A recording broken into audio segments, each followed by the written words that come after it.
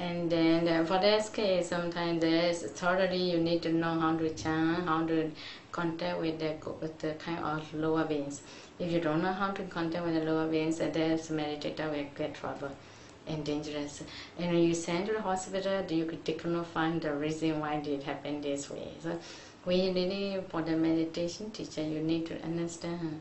You need a lot of things to understand about how to contact with other beings, lower beings or higher beings, or anyway, there is something happen, you know how to handle. And also not only contact, you need to know how to teach them, how to solve them, and that's only easier. This is from my experience. Many times I have done this who have really lost conscience, mental breakdown. I asked them, trying to help them. But nowadays I didn't like to do about that. Last time I did that when I was young.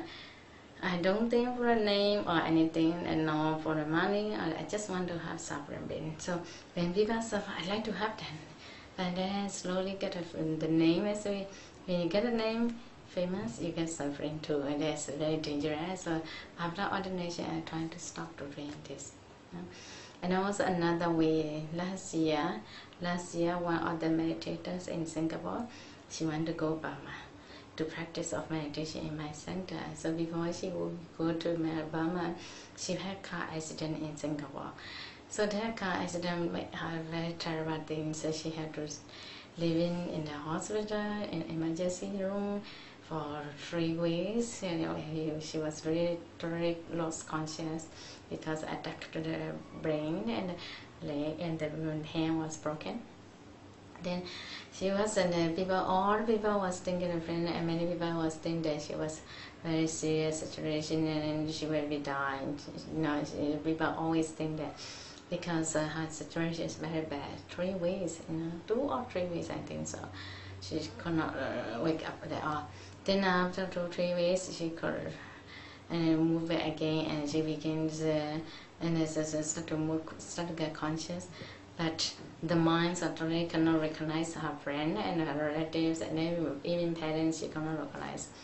Her mentality was totally broke down, and also, and when there's a moment where she is doing, she did not understand, she didn't know, really like a child, you know, her action, and always, and then it's a very terrible thing. So one day, after 2 months of hospital life, they invite me to come to Singapore to see her.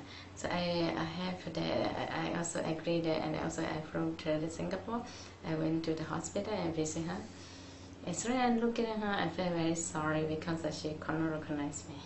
So I felt very touched too, and I felt very sorry about her. So I encouraged her, trying to be conscious and remind her.